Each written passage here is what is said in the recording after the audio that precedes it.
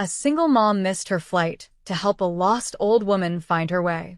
She thought that was the end of it, until she discovered the woman was a mafia boss's mother, and he wanted to thank her personally.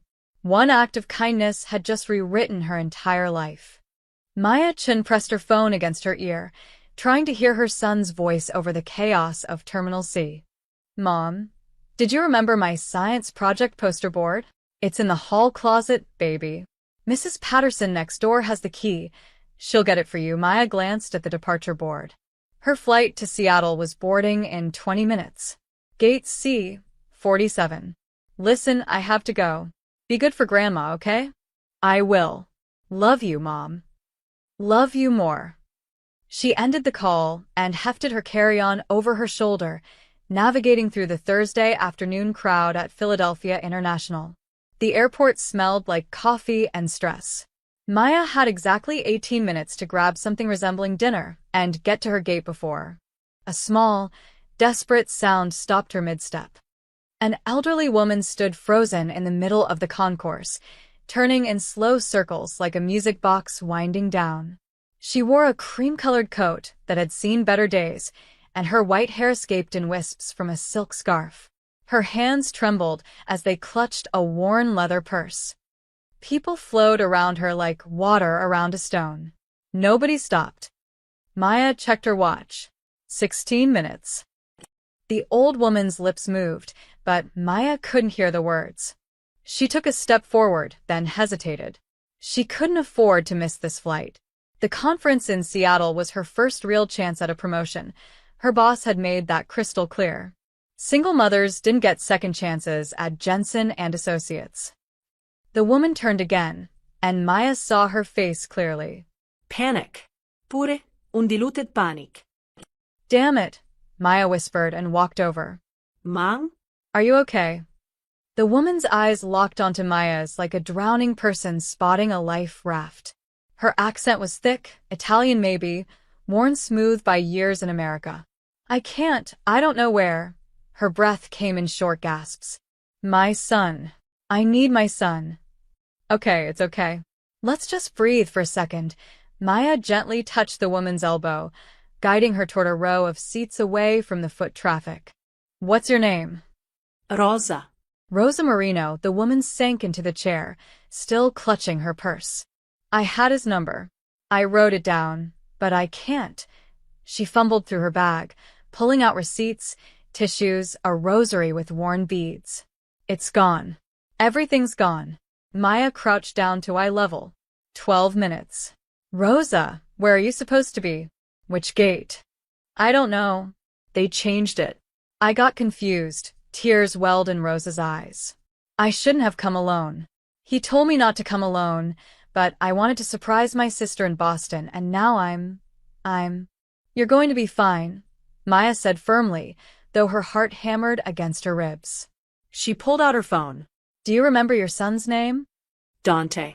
Dante Marino. Maya typed the name into her phone's search bar, expecting maybe a Facebook profile or a LinkedIn page. What came up instead made her freeze. Alleged crime boss Dante Marino spotted at. Federal investigation into Marino family. Untouchable. How Dante Marino evades. She looked at Rosa with new eyes. The expensive coat that looked worn wasn't old. It was understated. The worn rosary had beads that caught the light like real pearls. Even the woman's confusion had a strange quality to it, like someone who'd been sheltered from the normal chaos of the world. Ma'am, Rosa, your son is Dante Marino? Rosa's face crumpled. You know. Everyone knows. That's why no one stops. She gripped Maya's hand with surprising strength. But I'm just his mother. I'm just a mother who can't find her way home. The announcement crackled overhead. Final boarding call for Flight 447 to Seattle, departing from Gate C, 47. This is the final boarding call. Maya's stomach dropped. That was her flight. Her promotion. Her future. She looked at Rosa's frightened face, then at her phone, then at the departure board where her gate number was already switching to departed. Okay, Maya heard herself say. Let's find your son. The relief that flooded Rosa's face made Maya's chest ache. She helped the older woman stand and guided her toward the information desk, already mentally composing the email she'd have to send her boss. "I'm so sorry, but there was an emergency." The airport police officer at the desk looked up with practiced boredom until he saw Rosa. His expression shifted instantly, recognition, then something like alarm. "Mrs. Marino?" He was already reaching for his radio. "We've been looking for you. Everyone's been looking for you." "What?" Maya stepped forward. "What do you mean, everyone?" The officer ignored her, speaking rapidly into his radio. "Terminal C, main information desk. Subject is safe." "Repeat, subject is safe." He turned to Rosa with a gentleness that surprised Maya. "Ma'am, you've been missing for 2 days. Your son filed a report with every law enforcement agency on the East Coast." 2 days? Maya looked at Rosa, who seemed just as confused. 2 days? Rosa repeated. "No, I left this morning. I took a taxi to the airport, and," she stopped, her face paling. "What day is it?" "Thursday, ma'am." "Thursday afternoon." Rosa's hand flew to her mouth. "Madonna Santa. I lost 2 whole days." Within minutes, the information desk became a command center. 3 more officers appeared, then 2 men in dark suits who definitely weren't airport security.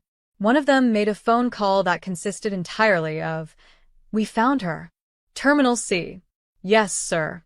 She's with a civilian. Female, 30-ish. Asian American. No, sir. Appears to be a good Samaritan. Yes, sir." He ended the call and turned to Maya with an expression that was equal parts gratitude and assessment. "Miss, I'm going to need you to stay for a moment.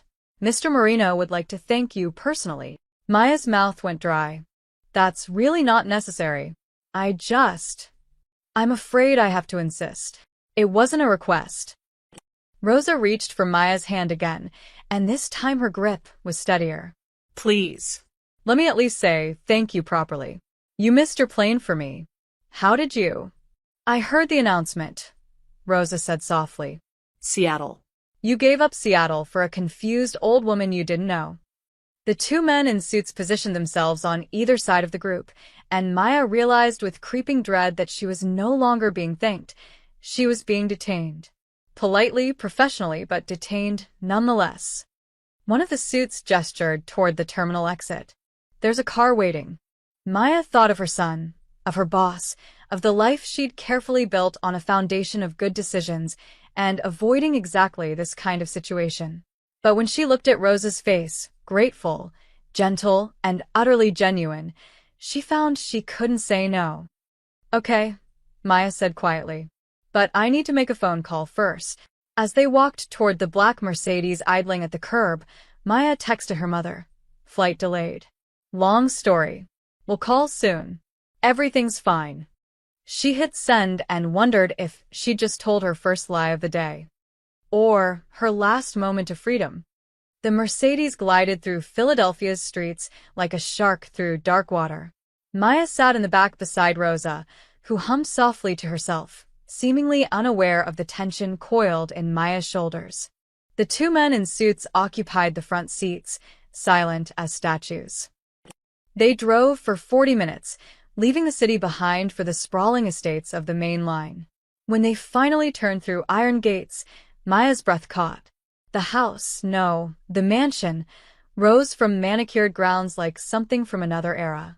Stone columns, arched windows, and enough square footage to house a small village.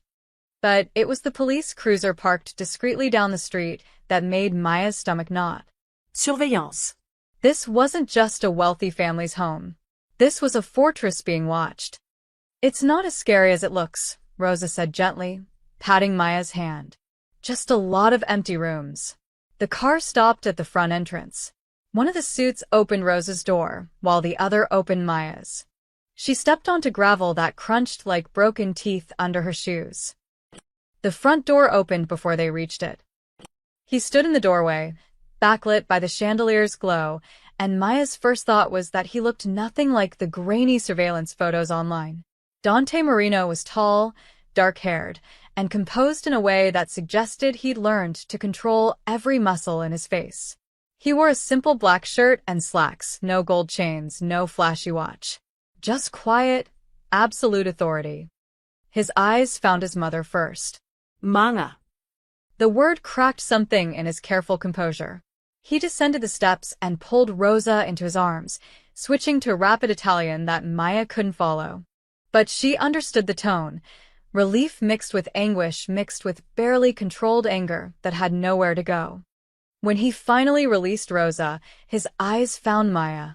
Up close, they were dark brown, almost black, and far too intelligent for comfort. "You're the one who found her, not a question." "She needed help," Maya said simply. "In an airport full of people, you were the only one who stopped." He studied her like a chess player studying the board. Why? Because she was scared. Something flickered across his face. Surprise, maybe, or recognition. "What's your name?" "Maya Chun." "Miss Chun," he offered his hand.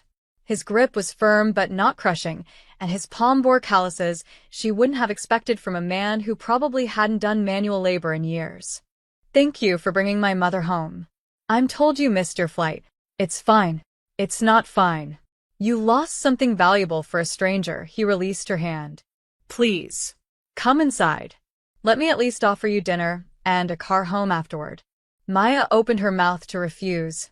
Every instinct screamed to get away from this place, these people, this situation. But Rosa touched her arm.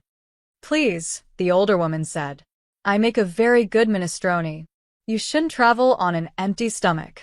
The house interior matched the exterior, all marble and dark wood, and the kind of quiet that money bought. Original paintings hung on the walls, not prints. The chandelier in the foyer cost more than Maya's car.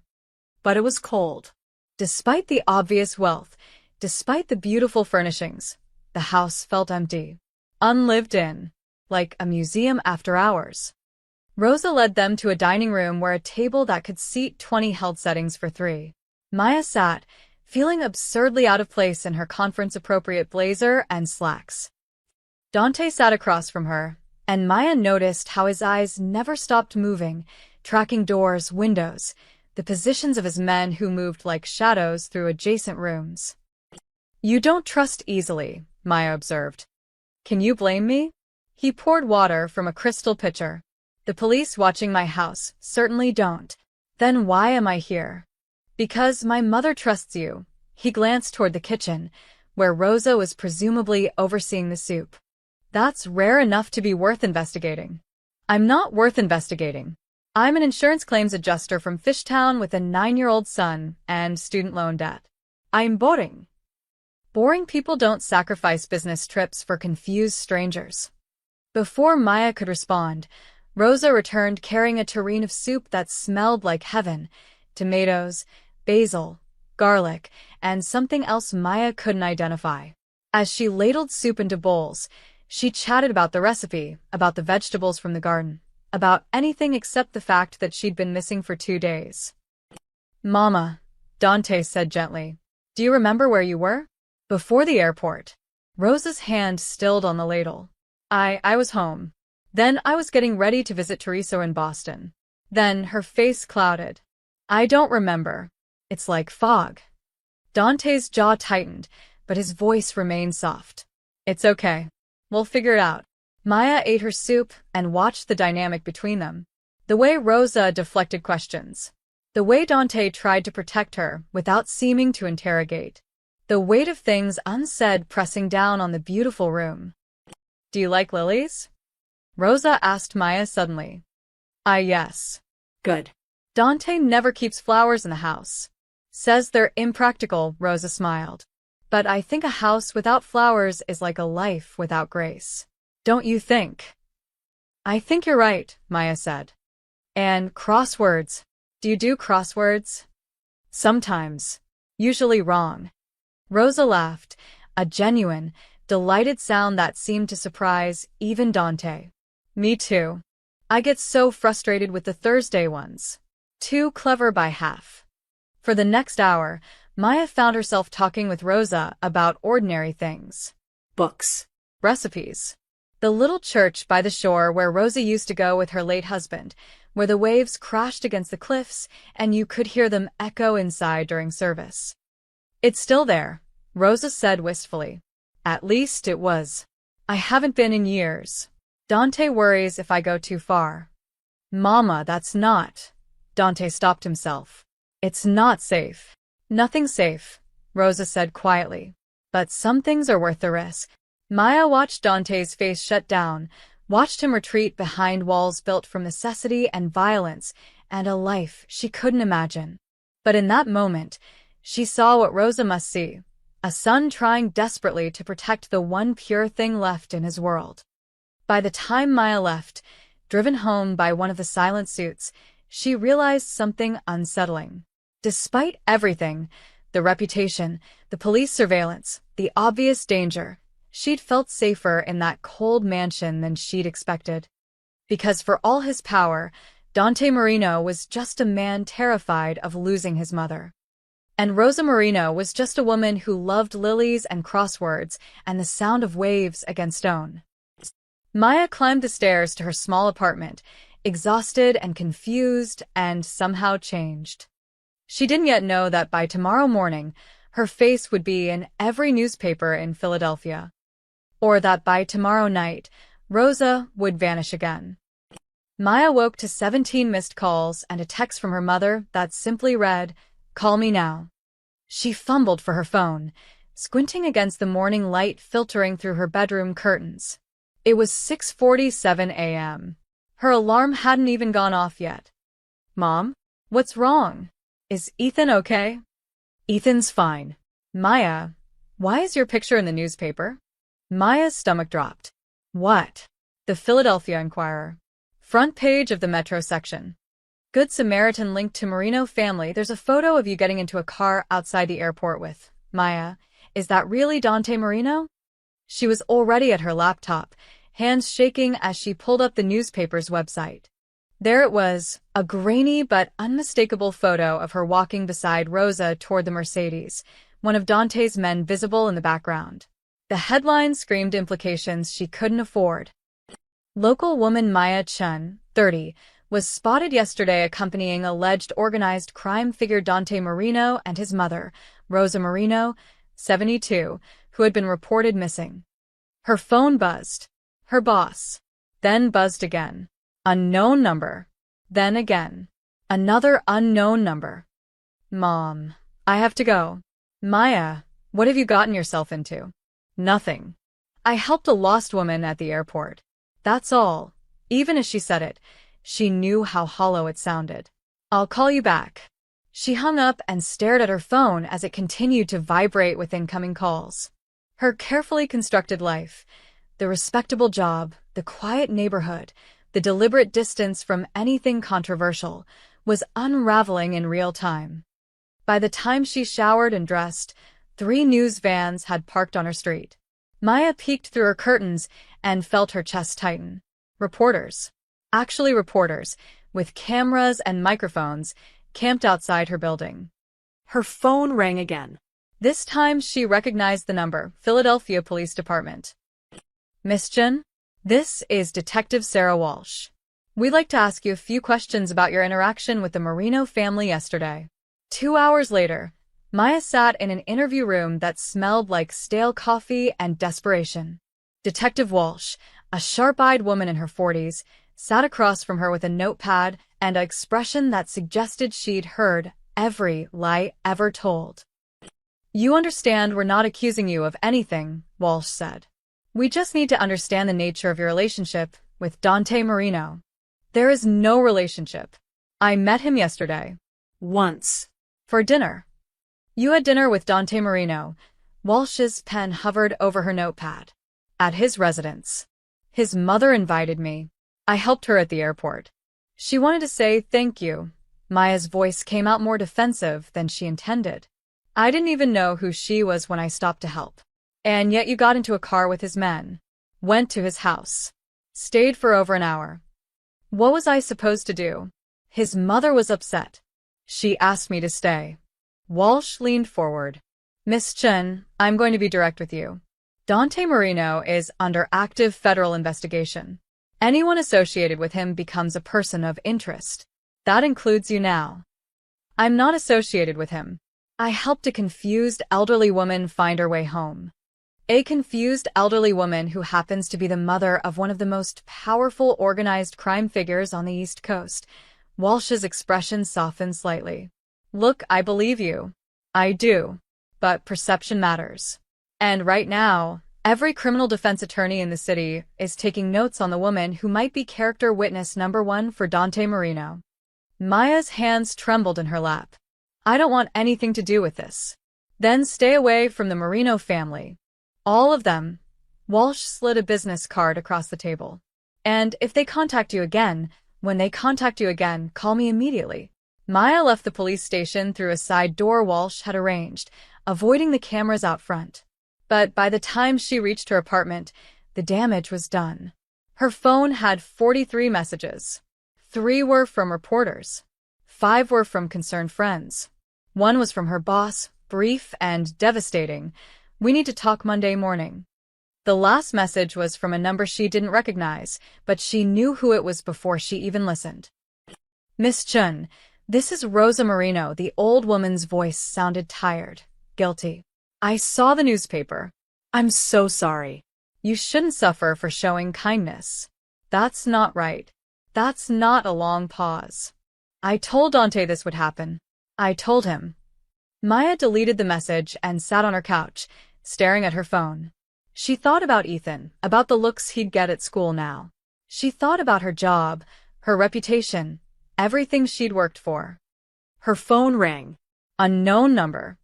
Against every instinct, she answered. Miss Chun, this is Anthony Castellano. I work for Mr. Marino. The voice was professional, carefully neutral. Mr. Marino wanted me to convey his apologies for the media attention. He's prepared to provide private security for you and your son until this situation resolves. He's also retained a lawyer on your behalf. No. Silence.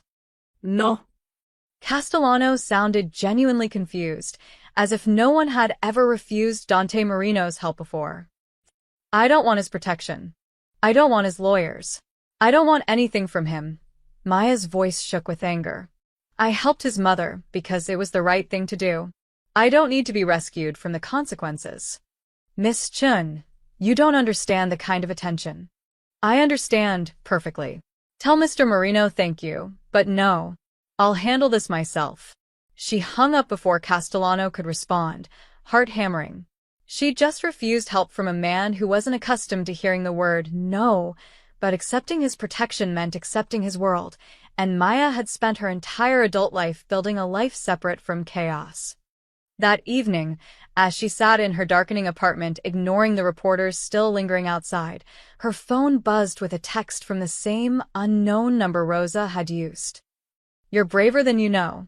I'm sorry for bringing storm clouds to your door. Rosa. Maya stared at the message, then typed back. It's not your fault. Take care of yourself. She hit send and turned off her phone. She didn't know that while she sat in the dark, Rosa Marino was packing a small bag in her bedroom, moving quietly so the guards outside her door wouldn't hear. She didn't know that Rosa had remembered something, a fragment of those missing 2 days, and it had terrified her enough to run. By midnight, when Dante Marino discovered his mother's empty room and the disabled security camera, Maya was asleep, dreaming of airports and missed flights. She wouldn't find out Rosa had disappeared again until the phone call came at 3 a.m. The phone's shrill ring pierced Maya's sleep like a blade. She grabbed it reflexively, still half dreaming, and saw the time, 3:17 a.m. Unknown number. Hello. Her voice came out rough, confused. Miss Chun, this is Dante Marino. No preamble, no apology for the hour. His voice was tight, controlled in a way that suggested barely contained panic. My mother is gone. Maya sat up, suddenly wide awake. What do you mean, gone? She's not in her room. The guards saw nothing. Security cameras in her wing were disabled, cut from the inside. He paused, and Maya heard voices in the background, urgent Italian. I need your help. Mr. Marino, I don't understand why you're calling me. You should call the police. The police are already here. They're searching the grounds. His voice dropped lower. But they don't know her. You do. I met her once. And in one dinner, she told you more about herself than she's told anyone in 5 years. Something cracked in his carefully maintained composure. Please. I'm asking not as what people think I am. I'm asking as a son who can't find his mother. Maya pressed her palm against her forehead, trying to think through the fog of interrupted sleep. She remembered Rose's face across the dinner table, the way she'd lit up talking about crosswords and churches and lilies. The wistfulness in her voice when she mentioned the seaside chapel. When I'm lost, I find peace near the sea. Mr. Marino, Maya said slowly. Has your mother ever left before? On her own, I mean? No. Never. She doesn't go anywhere without security. She knows it's not safe. But if she did leave on her own, if she wasn't taken, where would she go? Silence stretched between them. Then, I don't know. Those 3 words carried more weight than any threat could. The most powerful man in Philadelphia's underworld didn't know where his own mother would seek comfort. That told Maya everything about how thoroughly fear had separated them from normalcy. The church, Maya said quietly. The one by the shore, where she used to go with your father. She heard Dante's sharp intake of breath. St. Catherine's. It closed 10 years ago. She talked about it like it was yesterday. Like she could still hear the waves echoing inside during service. Maya threw off her covers, already moving toward her closet. She said some things are worth the risk. You think she went there, it wasn't a question. She could hear him moving, car keys jingling. It's 2 hours away. The building is half collapsed. If she's there alone, then you need to go. Now. Miss Chen, Maya, I'm sending a car for you. No. I'm not. She trusted you, his voice cut through her protest. If we find her scared and confused again, she'll need a familiar face. Not mine. Not my men. Yours. Maya wanted to say no. Wanted to hang up and burrow back under her covers and pretend none of this was happening. But she remembered Rose's hand gripping hers in the airport, the desperation in her eyes, the relief when someone finally stopped. I have a son, Maya said. I can't just leave. He's with your mother in Roxborough, correct? He's safe. I have men watching the house. Ice flooded Maya's veins. You have men watching my son. Watching. Protecting. There's a difference, Dante's voice hardened. My enemies are not kind people, Miss Chen. If they think you matter to me, they'll try to use you. I won't let that happen. I'm not your responsibility. You became my responsibility the moment you helped my mother. A car door slammed in the background. The car will be there in 8 minutes. Please. He hung up before she could argue. Maya stood in her dark bedroom, phone clutched in her hand, mind racing. This was insane. Getting deeper involved with Dante Marino was career suicide, possibly actual suicide. Detective Walsh's warning echoed in her head. Stay away from the Marino family. But Rose's voice echoed louder. You shouldn't suffer for kindness. 7 minutes later, Maya climbed into the back of a black SUV where Dante already sat, laptop open, barking orders into his phone in Italian.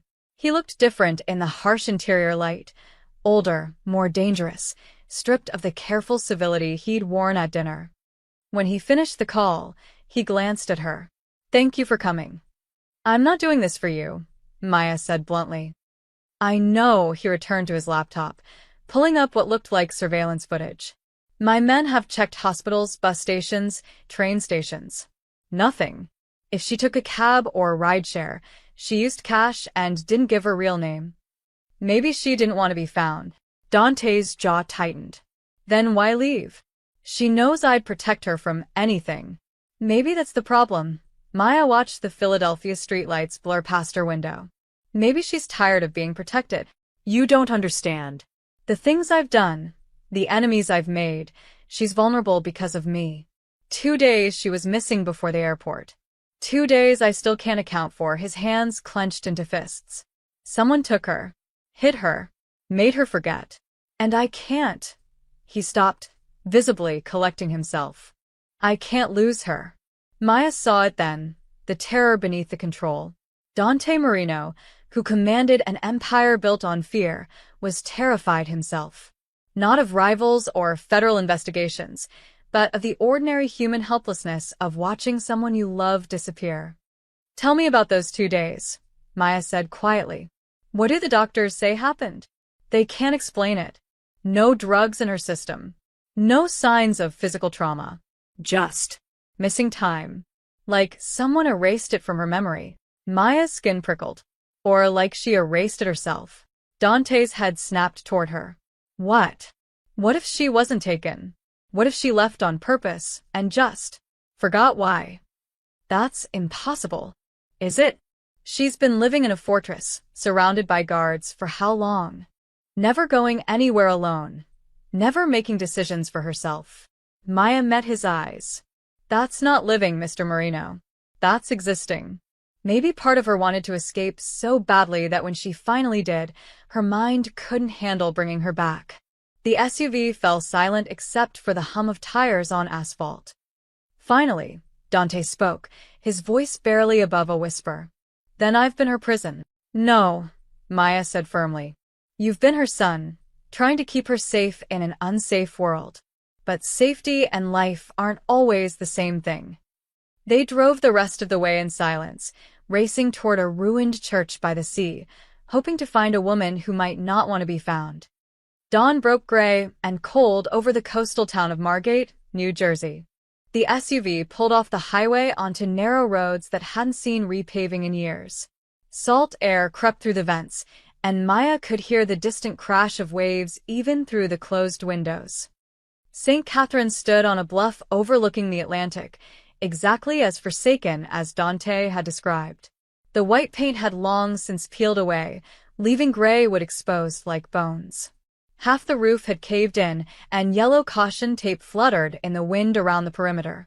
A chain-link fence bore a sign, "Condemned in O trespassing." Dante was out of the vehicle before it fully stopped, his men following like shadows. Maya climbed out more slowly, pulling her jacket tight against the ocean wind. "Spread out," Dante ordered. "Check the building, the grounds, everything." Maya walked toward the edge of the bluff where a weathered stone wall separated grass from a deadly drop to rocks below. The ocean stretched endless and gray, whitecaps visible in the early light. It was beautiful in a desolate way, the kind of beauty that felt like loneliness. Something white caught her eye, snagged on the wall. "Mr. Marino," she called. He was beside her in seconds. Maya pointed to the scrap of fabric, cream-colored silk, the same shade as the scarf Rosa had worn at the airport. Dante's hand trembled as he reached for it. "This is hers. My father bought her a dozen of these. She wears them everywhere." So she was here. Maya scanned the area. The grass was overgrown, but she could make out what might have been footprints in the dew. small feet. Recently, one of Dante's men jogged over. "Boss, church is empty. No signs of—" "Check again," Dante snapped. Every corner, every shadow. Maya walked along the wall, following an instinct she couldn't name. At the far end, where the fence met the bluff, she found a gap, the chain link cut clean through, just wide enough for a person to slip through. "She left the church," Maya said. "Went down toward the beach, maybe. There's no path down, just cliffs." But Maya was already at the fence line, peering over. Below, maybe 15 feet down, a narrow trail zigzagged toward the beach. Treacherous, overgrown, but passable. "There," she pointed.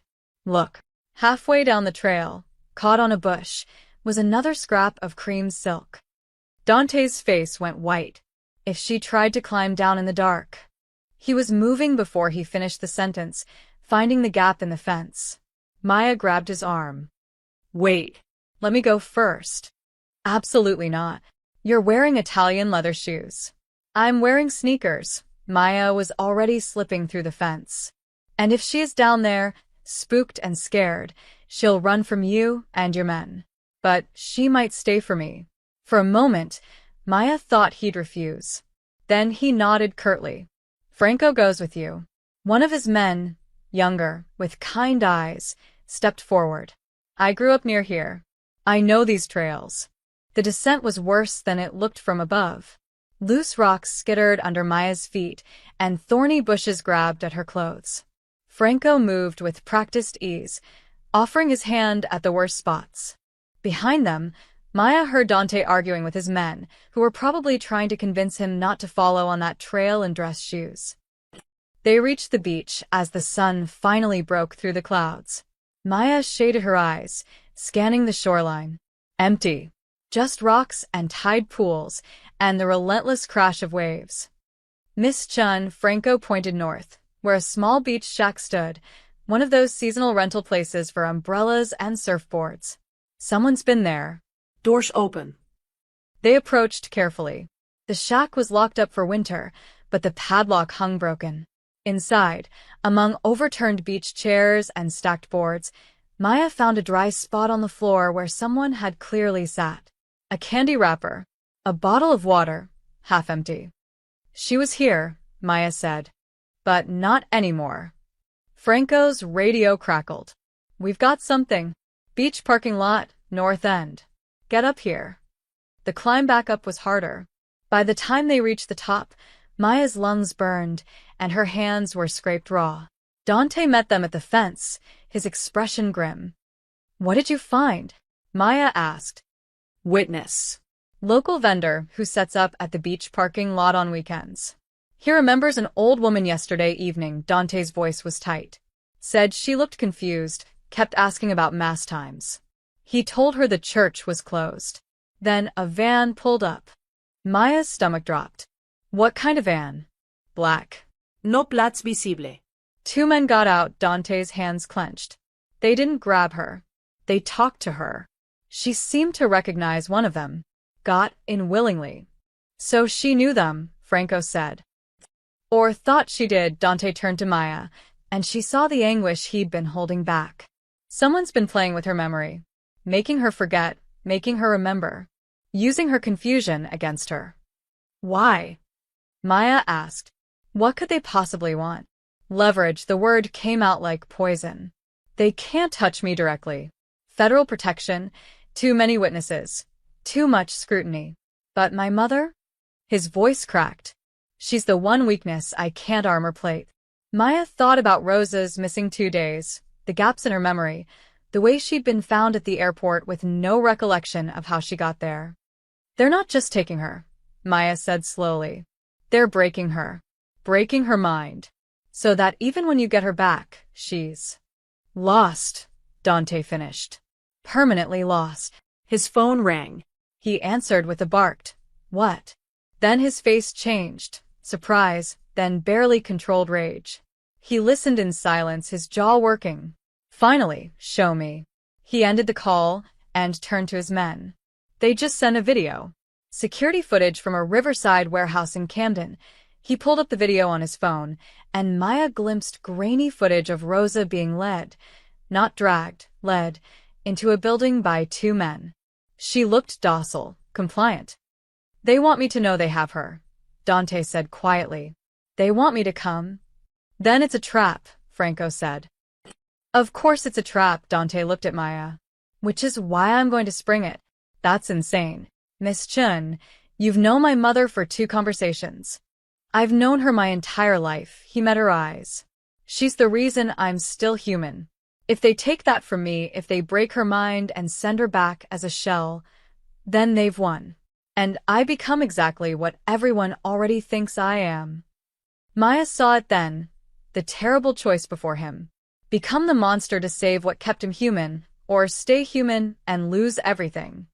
Let me come with you, Maya heard herself say. No. You said it yourself. She trusts me. If she's confused, scared, maybe damaged, she'll respond to my voice, not yours. Maya took a breath. You need me. Dante studied her for a long moment. Then, against every instinct that probably screamed no, he nodded. Then we leave now, he said, before they move her again. The warehouse district of Camden looked like the apocalypse had come and forgotten to finish the job. Abandoned factories lined the Delaware River, their windows empty as eye sockets, graffiti covering walls like scars. Dante's convoy, 3 SUVs now, rolled slowly through streets where rust and silence reigned. That one, Franco pointed to a squat concrete building at the end of a dead-end street. Water-stained, unremarkable, with a single rolling door and no visible guards. Too quiet. Of course it's too quiet. Dante was loading a gun with practiced efficiency that made Maya's stomach turn. They want me to walk in. So don't, Maya said. Call the police. The FBI. Anyone. And by the time they get a warrant, my mother's gone. Moved to another location, maybe another state. He checked the gun's chamber. They're counting on me being predictable. Charging in, guns blazing, starting a war. Then what are you going to do? Dante looked at her, and something in his expression had shifted. Something unpredictable. He turned to his men. No weapons visible. We go in like we're negotiating, not fighting. Franco, you stay with Miss Chun in the second vehicle. If shooting starts, you get her out. Clear? Franco nodded, but Maya shook her head. That's not the plan. I'm going in. Absolutely not. You need someone who doesn't look like a threat. Someone they won't expect. Maya's heart hammered, but her voice stayed steady. I'll go to the side entrance. There's always a side entrance in these places. I'll pretend to be lost, a volunteer looking for a shelter address or something. Create a distraction. They'll see through it immediately. Maybe. But for 30 seconds, maybe a minute, their attention won't be on you. Maya met his eyes. You said she'll respond to my voice. Let me use it. Dante's jaw worked. She could see him calculating odds, weighing risks. Finally, you get 1 minute. The second you see her, you call out. Keep her calm. We do the rest. He handed her a small device that looked like a car key fob. Panic button. Press it and every man I have comes through those doors. But Maya, he caught her wrist. If bullets start flying, you hit the ground and stay down. Promise me. I promise. 5 minutes later, Maya stood at the rusted side door of the warehouse, her mouth dry as sand. Through the metal, she could hear voices, male, casual, speaking in accents she couldn't place. She tested the door. Unlocked. She pulled it open and stepped into the dim interior, adopting the confused expression of someone genuinely lost. Hello? Is anyone? Oh. 3 men sat at a card table near the entrance. They jumped up, hands moving toward weapons. Maya raised her hands, letting her voice shake. I'm so sorry. I'm looking for the Hope Community Shelter. The GPS said it was this address, but... Wrong building, lady. The closest man, stocky, late 40s, with prison tattoos snaking up his neck, gestured toward the door. Turn around. Walk away. Are you sure? Because I have donations in my car, and the website definitely said. I said wrong building. He moved toward her, and Maya took a step back, then another, drawing them away from their posts. That's when she heard it. A woman's voice humming. Familiar. Wait, is someone hurt? I'm a nurse. Maya lied, moving sideways, trying to see past them into the warehouse depths. Lady, you need to leave. Now. But Maya had already seen her. Rosa sat on a folding chair near the back wall, humming to herself, serene and completely unaware of danger. One of the captors stood behind her. Younger, nervous, his hand on her shoulder more like a handler with a confused patient than a kidnapper with a hostage. Rosa. Maya called out before she could stop herself. Rosa's head snapped up. Her eyes found Maya's and recognition sparked like a match. Maya? Oh, thank God. I got so turned around. Can you help me find? The man behind her clamped his hand over her mouth. Everything happened at once. The main door exploded inward, not blown open, just opened hard and fast. Dante strode in with 4 of his men, hands visible and empty, but his presence filled the space like a thunderstorm. Gentlemen, he said calmly, I believe you have something of mine. The stocky man spun toward him, gun half drawn. Marino, took you long enough. I was never good at being fashionably late. Dante's eyes flicked to Rosa, and Maya saw the fear he kept leashed. That's my mother you're holding. I'd like her back. I bet you would, a new voice echoed from the shadows. A man emerged from an office in the back, tall, silver-haired, expensive suit that seemed absurd in the decrepit warehouse. Hello, Dante. It's been a while. Dante's expression didn't change, but Maya felt the temperature drop. Castellano. You remember, the man smiled without warmth. I wondered if you would. After all, you destroyed my brother, took his territory, his business. You took everything from me. So I thought fair is fair. I'll take something from you. Victor was a trafficker and a murderer. I gave the FBI enough evidence to put him away for life. That's not the same as... Semantics, Castellano waved his hand dismissively. What matters is you broke my family. Now I break yours. Except I'm more creative than you. I don't just take her away. I make her forget you exist. Maya saw Dante's hands clench, saw the violence he was holding back by pure force of will. Those 2 days, Dante said quietly. What did you do to her? Ne signe permanent. Yet. Just some pharmaceutical encouragement to forget, to wander, to trust the wrong people. Castellano's smile widened. But imagine what 2 weeks could do. 2 months. By the time I'm done, she won't even remember your name. Rosa whimpered behind the hand covering her mouth, and Maya saw tears streaming down her face. Let her go, Dante said. This is between us. Oh, but that's exactly the point. There is no between us, there's only you, watching helplessly while I dismantle everything you love. Dante took a step forward, and immediately 4 guns rose to point at him. But Maya was already moving. While everyone focused on the standoff, she'd edged closer to Rosa. Now she lunged forward, grabbing the old woman's arm and yanking her from the chair with strength born of pure adrenaline. Run, Maya screamed, pulling Rosa toward the side door. Chaos erupted. Shouts, movement, the metallic click of safeties releasing. And then Dante's voice, clear and cold as winter. Nobody fires. Nobody moves. Or I release every piece of evidence I have on Castellano's operation to the FBI right now. It's already queued.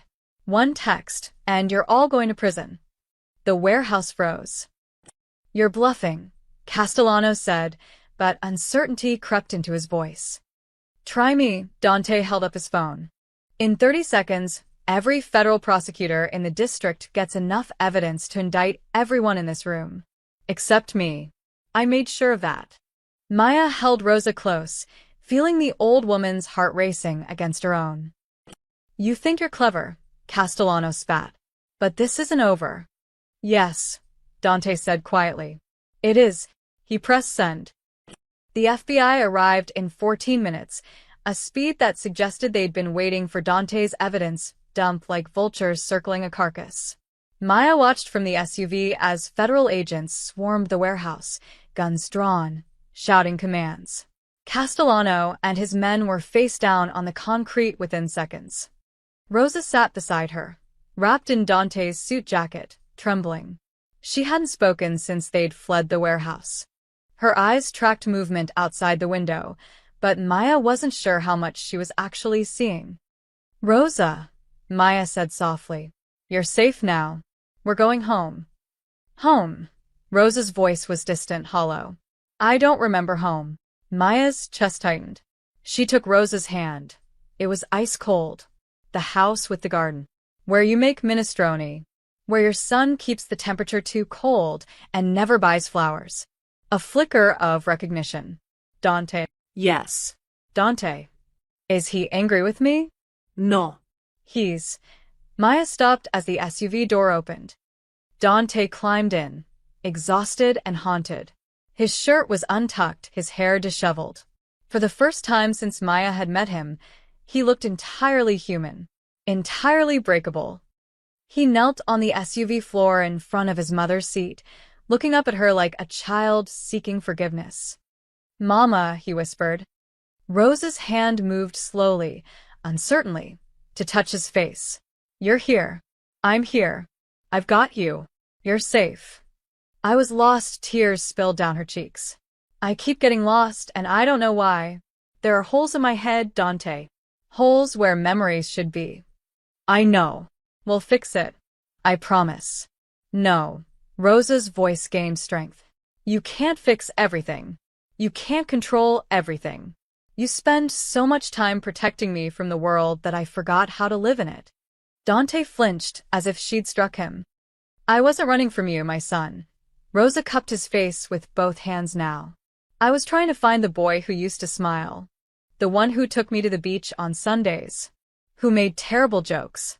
Who wanted to be a teacher before. She stopped, unable to finish. Before I became this, Dante said quietly. You're still in there. I know you are. But all this. She gestured vaguely at the warehouse, the agents, the life he'd built on violence and fear. It's burying you. And I can't watch that anymore.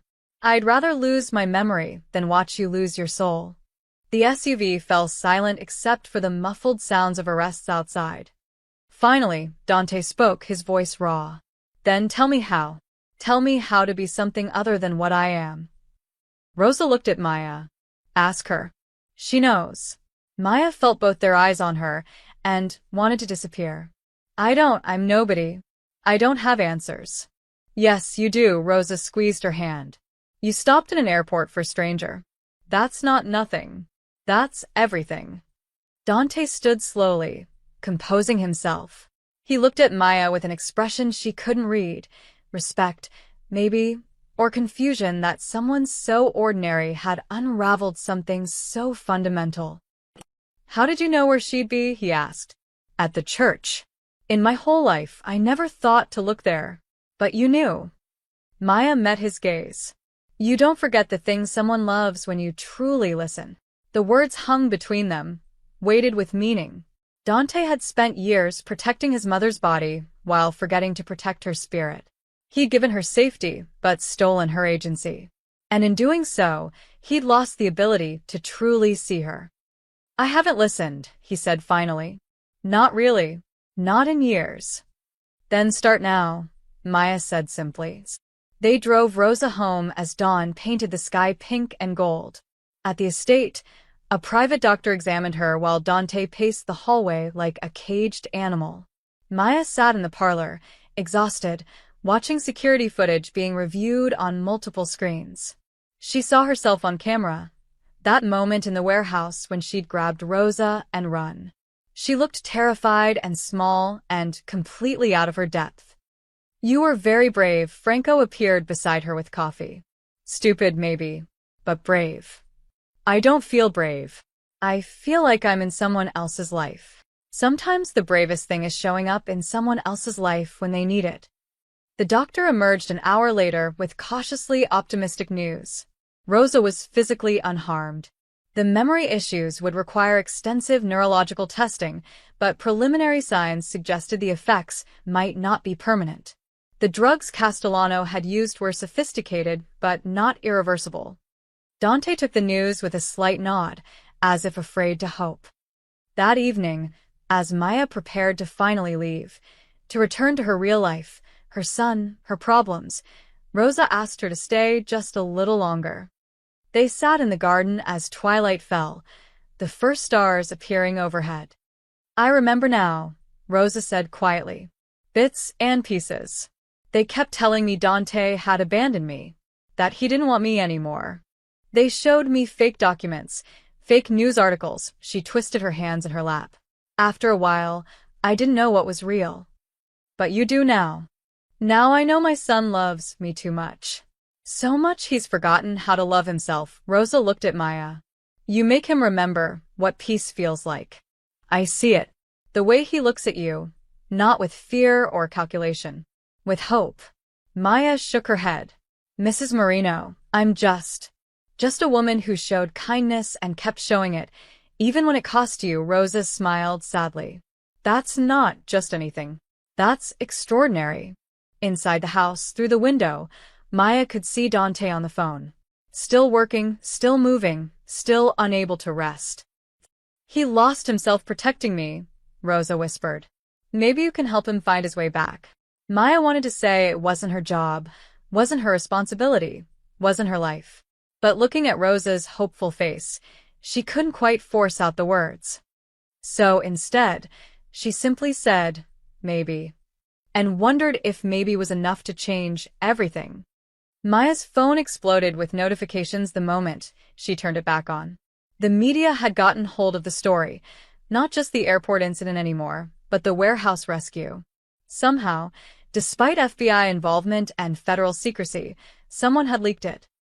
Good Samaritan saves Mafia boss's mother. Again. Maya Chen, hero or accomplice. Inside the shocking rescue that links suburban mom to organized crime. The headlines grew more sensational with each refresh. Her photo, an old one from LinkedIn, was everywhere. Someone had even dug up her high school yearbook picture. Mom, you need to see this. Her mother's voice on the phone was tight with worry. Channel 6 just ran a segment.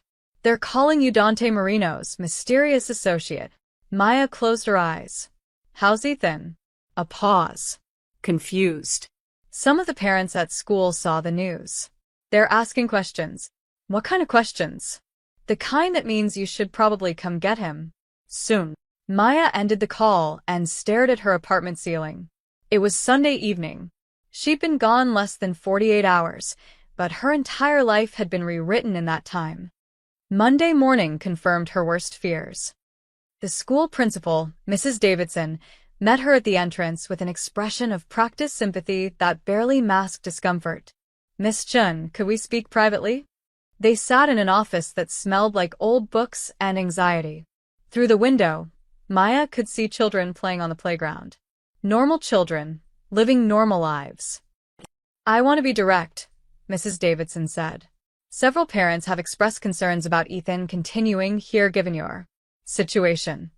My situation, Maya's voice was flat. You mean helping an elderly woman who was kidnapped? I mean your association with a known organized crime figure. The principal's jaw tightened. Miss Chen, I believe you acted with good intentions. But this school has a responsibility to all its students. And right now, your presence here, and by extension, Ethan's, creates a security concern. A security concern. Maya felt something crack inside her. My 9-year-old son is a security concern. That's not what I... Yes, it is. Maya stood.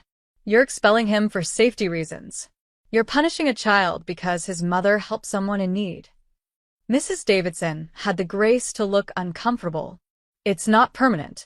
Once the media attention dies down, once your connection to Mr. Marino is Resolved. we'd be happy to reconsider. Maya walked out without another word. She found Ethan in his classroom, packing his backpack with the careful slowness of a child trying not to cry. Mom, his voice was small. Did I do something wrong? She knelt down and pulled him into a fierce hug. No, baby. You did nothing wrong. Nothing. Then why do I have to leave? Maya had no answer that wouldn't break his heart further. By Tuesday, Maya had been placed on administrative leave from Jensen and Associates. Her boss delivered the news via email, professional, apologetic, but final. Given the current media scrutiny and potential impact on client relationships, we feel it's best if you take some time away from the office. Translation: You're toxic, and we can't afford the association. Wednesday brought reporters to her doorstep. They camped outside her building, shoving microphones at her whenever she tried to leave. One grabbed her arm. Miss Chen, how long have you been romantically involved with Dante Marino? I'm not. Is it true you helped plan the warehouse confrontation? No, y. Are you accepting money from the Marino family? Maya shoved past them, heart pounding, and made it to her car. She drove aimlessly for an hour, trying to outrun cameras and questions and the ruins of her carefully built life. Her phone rang. Dante's number. She almost didn't answer, but something, exhaustion, maybe, or the need to blame someone, made her pick up.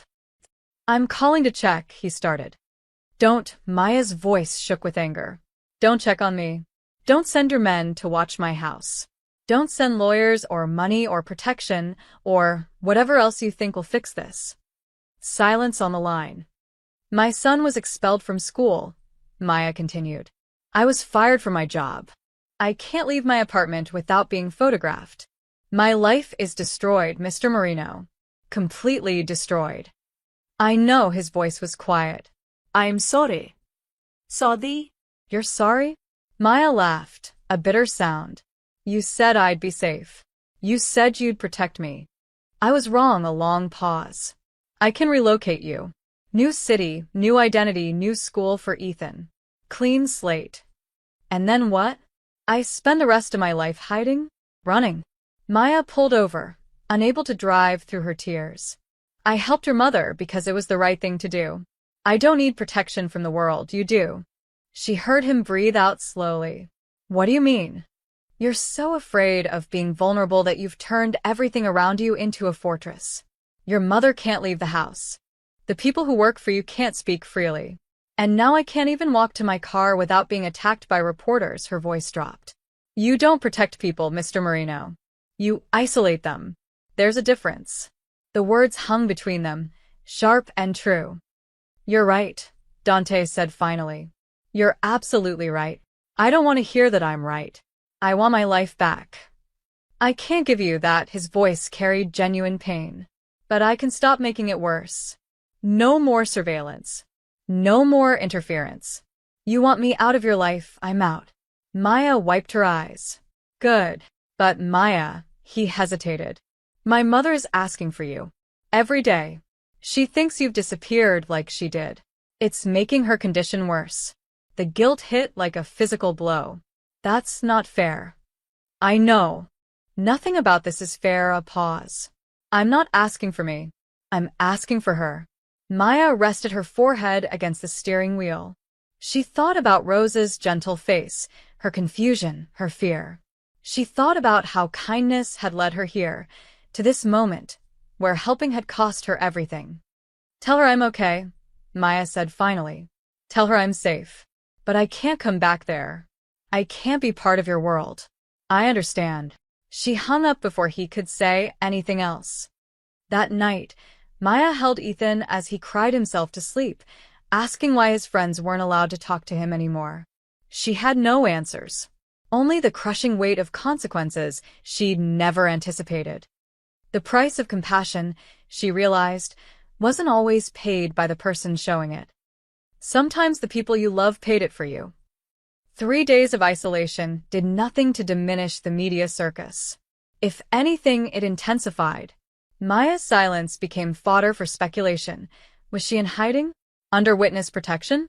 Planning to testify against Dante Marino? On Saturday morning, a car arrived at her building.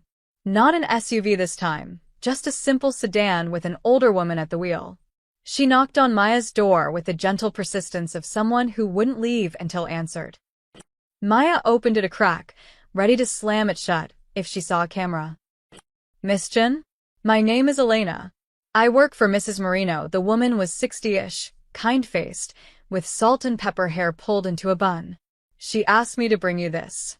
Elena held out a small package wrapped in brown paper. I can't accept. It's not from him. It's from her. She wrapped it herself this morning. Elena's expression softened.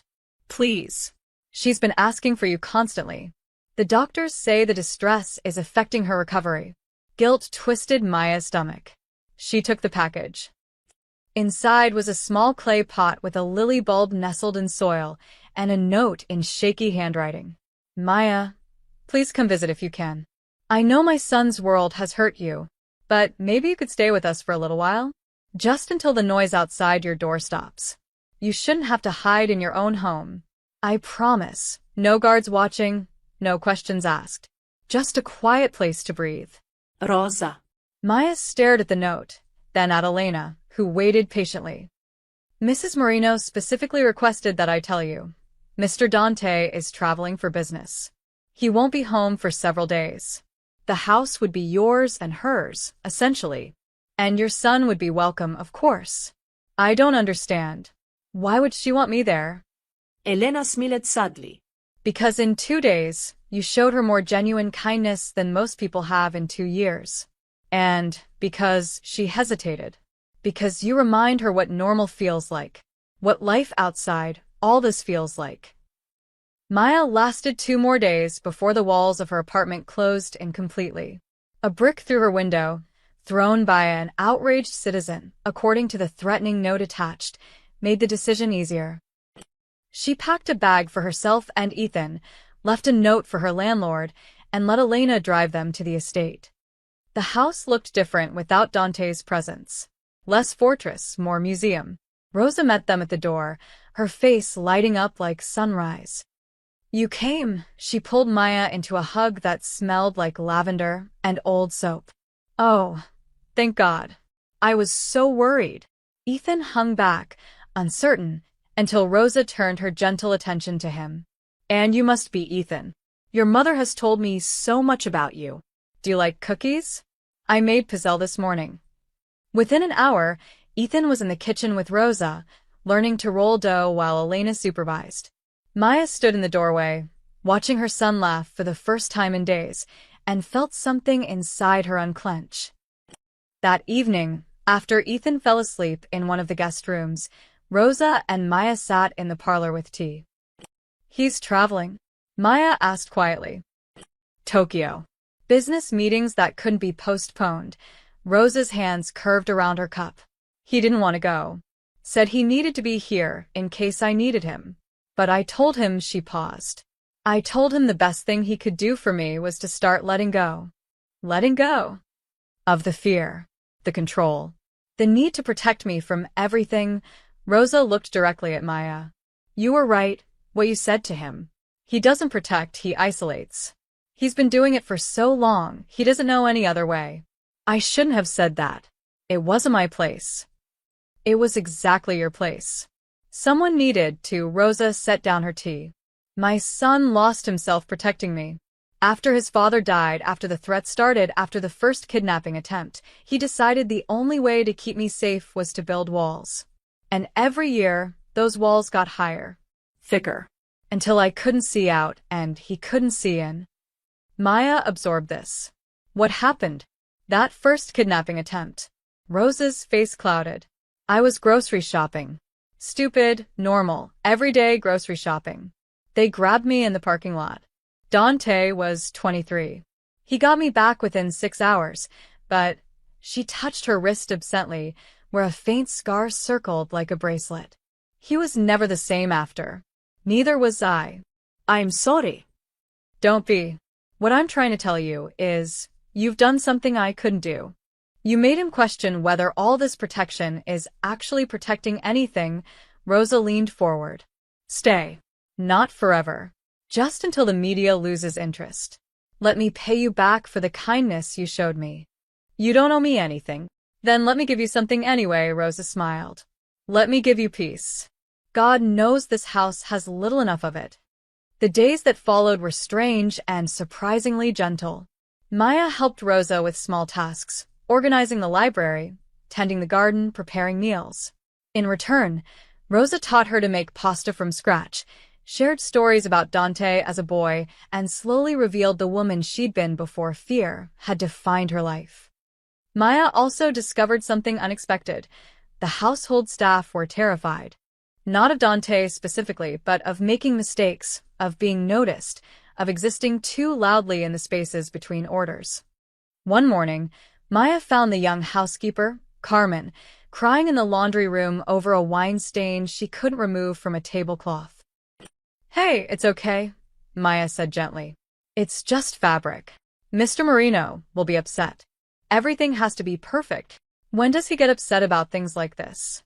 Carmen blinked. "He doesn't. But he could." Maya realized then that the fear wasn't based on Dante's actions. It was based on possibility.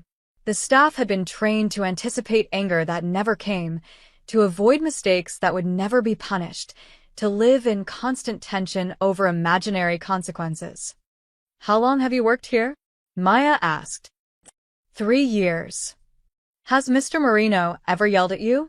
Threatened you?" No. "But everyone knows what he's capable of. Everyone knows his reputation," Maya corrected gently. "That's not the same as knowing him." That afternoon, with Rosa's blessing, Maya did something that probably should have waited for Dante's permission. She gathered the household staff, 6 people who kept the estate running, and organized a literacy class in the unused dining room. Carmen wanted to get her GED. The gardener, Miguel, wanted to learn English better. Elena wanted to help but didn't know how. So Maya taught them. Simple lessons, patient corrections, encouragement freely given. Rosa watched from the doorway, tears in her eyes. "You're bringing life back into this house," she whispered. "I'm just helping people who want to learn." No. "You're showing them they're allowed to want things. To grow. To be more than invisible." Rosa squeezed her hand. "That's what my son forgot.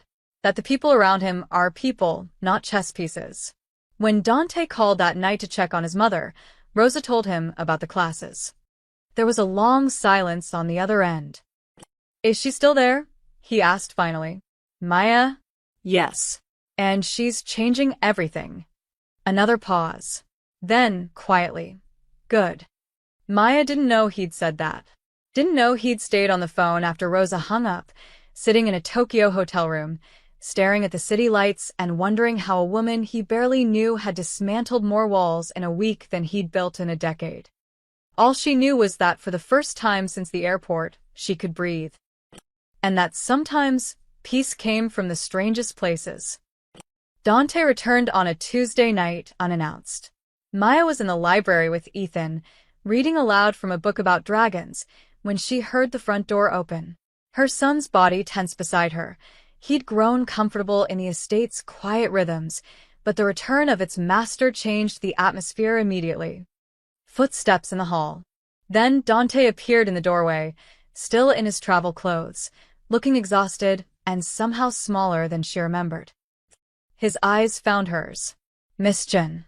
"Mr. Marino." She closed the book. "Your mother's asleep. She wasn't expecting you until tomorrow." "I finished early." He looked at Ethan, and his expression softened.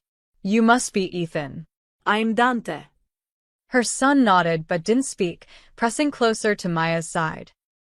"I'll let you settle in," Maya said, standing. "Come on, buddy. Time for bed." "Maya," Dante's voice stopped her. "Could we talk? After?" It wasn't a request she could refuse.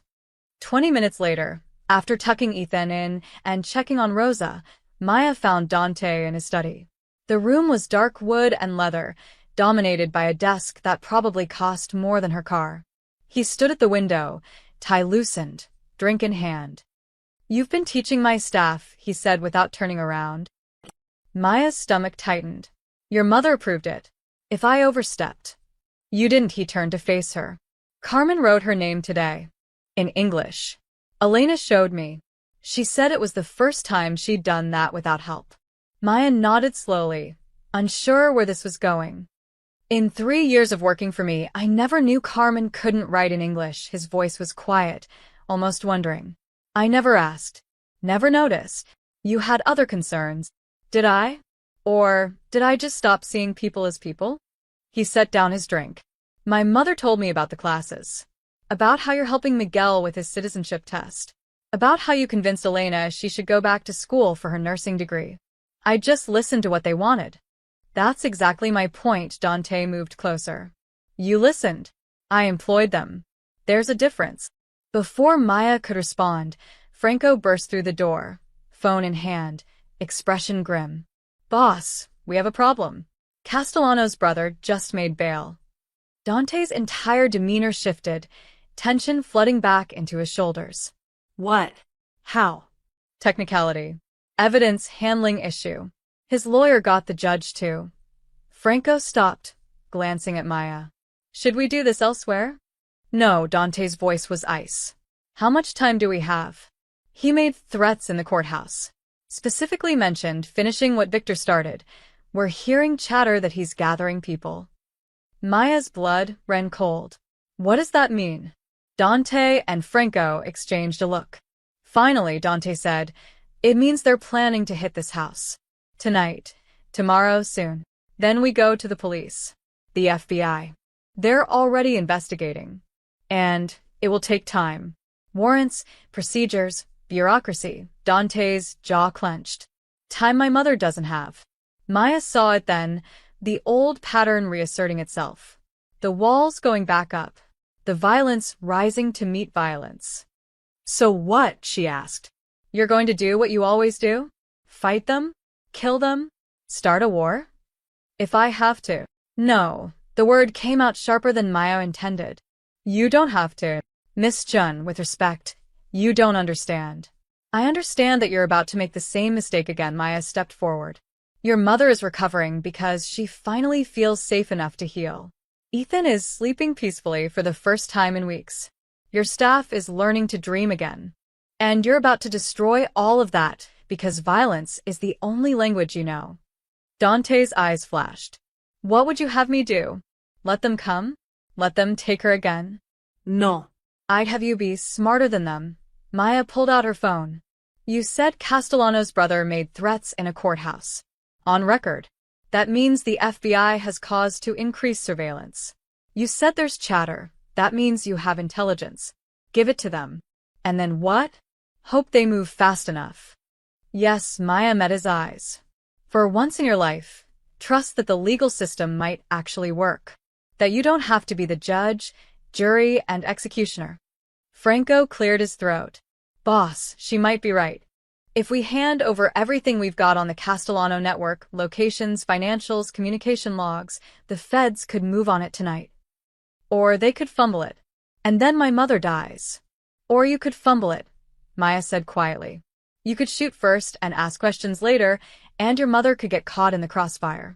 Or Ethan. Or Carmen. Or Miguel. Or any of the people in this house who trust you to keep them safe. She watched him struggle with it, the old instincts warring with something new. Something her presence had planted and Rosa had watered. Finally, Dante pulled out his phone. Get Detective Walsh on the line. And the FBI agent handling the Castellano case. He looked at Maya. If this doesn't work, if they don't move fast enough, then we'll deal with it together, Maya said. But at least try it this way first. Please. What followed was 2 hours of phone calls, data transfers, and tense negotiations. Dante handed over intelligence he'd been gathering for months, enough to dismantle the Castellano organization completely.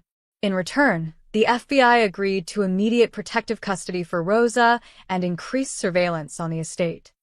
By midnight, federal agents had arrested 6 members of Castellano's crew attempting to gather weapons for an assault.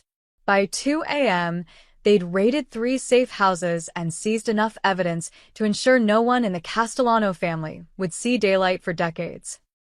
And Dante Marino, notorious crime boss, had done it all without firing a single shot.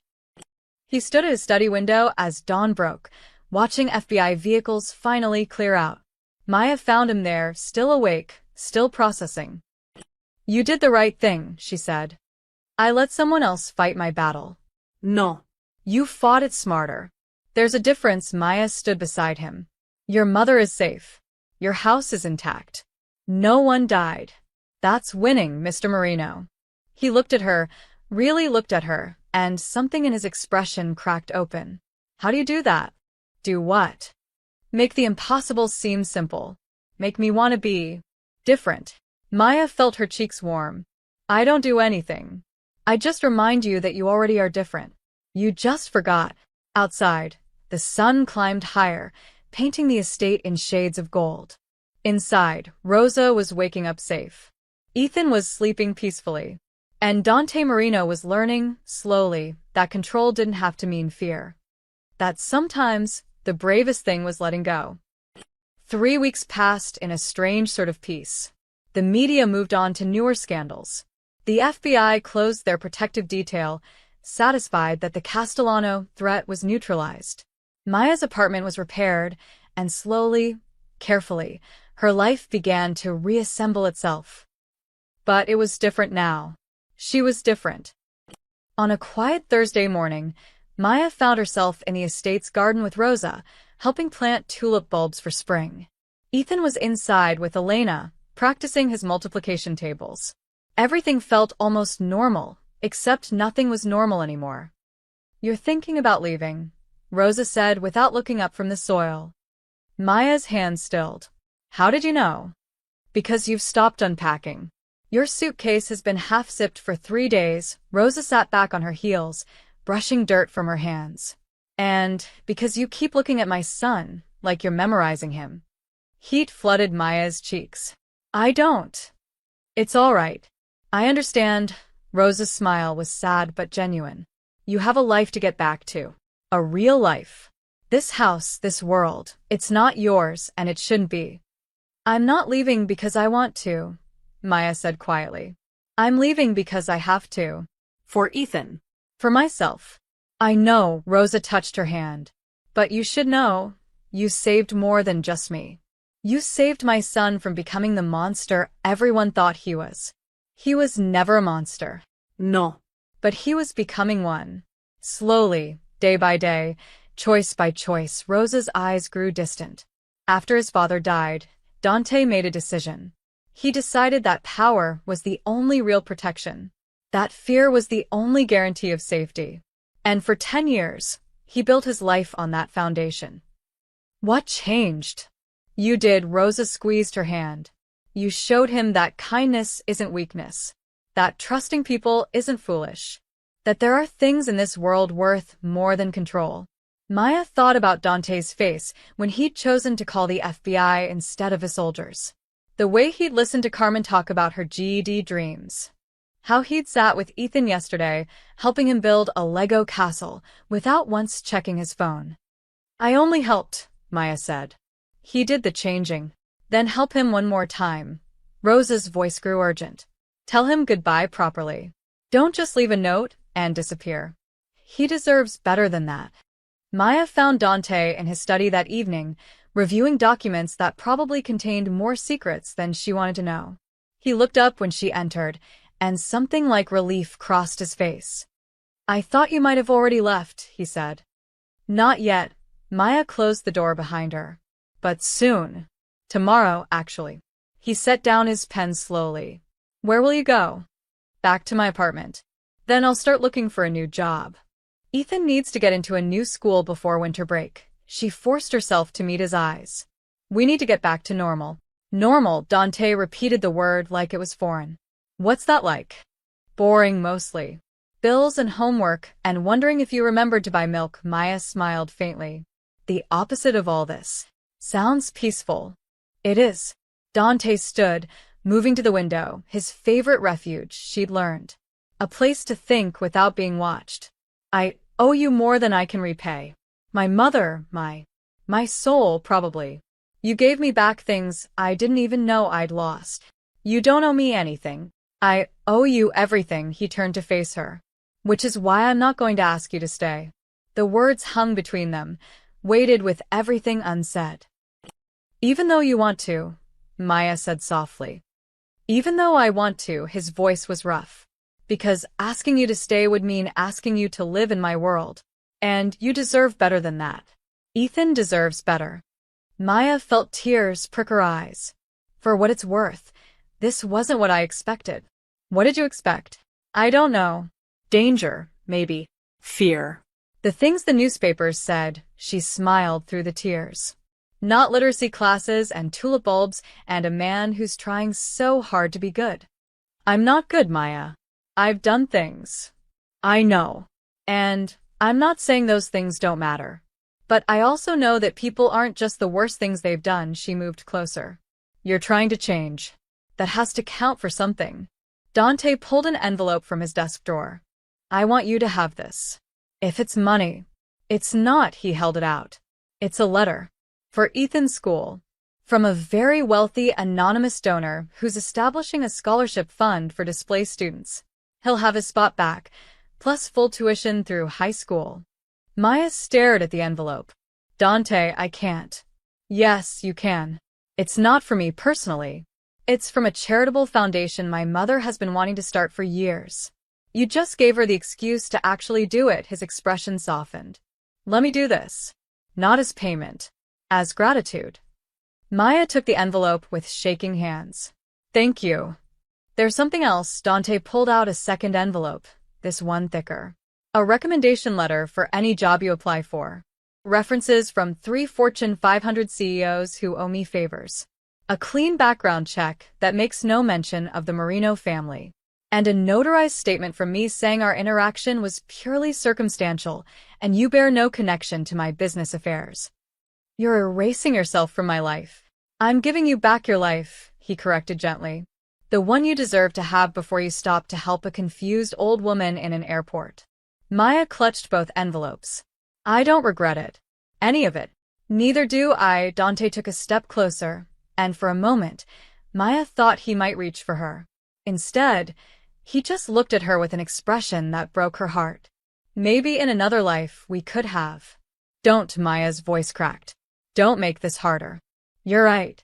I'm sorry, he stepped back, rebuilding walls she'd worked so hard to break down. Goodbye, Maya-chan. Thank you for reminding me what the world used to look like. Goodbye, Dante Marino. She turned before she could change her mind. I hope you find what you're looking for. I already did, he said quietly. But it was never mine to keep. Maya left the study and didn't look back. In the morning, she and Ethan would drive away from the estate, back to their small apartment, back to normal. But as she packed her suitcase that night, Rose's words echoed, "You make him remember what peace feels like." And Maya wondered if leaving was really the right choice, or just the safe one. For months passed like a slow exhale. Maya found a new job, better than the old one, thanks to those reference letters Dante had provided. Ethan returned to his school, scholarship in place, and slowly made new friends who knew nothing about warehouses or mafia bosses. Life became routine again. Comfortable. Safe. But on quiet nights, Maya found herself thinking about Rose's laugh. About the way Dante's shoulders had relaxed when he chose peace over violence. About tulip bulbs waiting beneath soil to bloom in spring. She told herself it was just residual anxiety. Trauma bonding. The natural aftermath of an intense experience. She almost believed it. Then, on a gray March afternoon, a package arrived. It was small, wrapped in brown paper with no return address. Maya's hands trembled as she opened it, half expecting what? A threat? A warning? Some reminder that you could never really leave Dante Marino's world. Inside was a plane ticket to Seattle. First class. Departure date. The following Saturday, exactly 4 months after the flight she'd missed. Tucked beneath the ticket was a small white lily, pressed and preserved, still fragrant despite being dried. And a note in handwriting she recognized. Elegant, careful, distinctly Rose's. Maya, you missed your flight that day, but maybe fate meant you to land here instead. I'm doing well. My memory comes and goes, but the important things stay. I remember kindness. I remember you. Dante has changed. Really changed. He started a foundation for families affected by crime, both sides. Victims and perpetrators' families. He's trying to break cycles, not continue them. He asks about you. Never directly, but a mother knows. The ticket is a gift, no strings attached. Take the trip you missed. Go to your conference. Live your life. But if you find yourself thinking about an old woman who loves crosswords or a complicated man who's learning to be simple, you know where we are. The garden is beautiful this year. The tulips bloomed. With love, Rosa. P.S. He doesn't know I sent this. He'd probably be furious if he knew. But some things are worth the risk, remember. Maya read the note 3 times, tears streaming down her face. She looked at the ticket, Seattle, the conference she'd sacrificed, the promotion that never came. Everything she'd lost, now offered back like a second chance. But underneath everything, she heard Rose's real message. You changed us. Did we change you too? That evening, Maya called her mother. Can you watch Ethan this weekend? Something came up. Work. Maya looked at the ticket, the pressed lily, the note that smelled faintly of lavender. Something like that.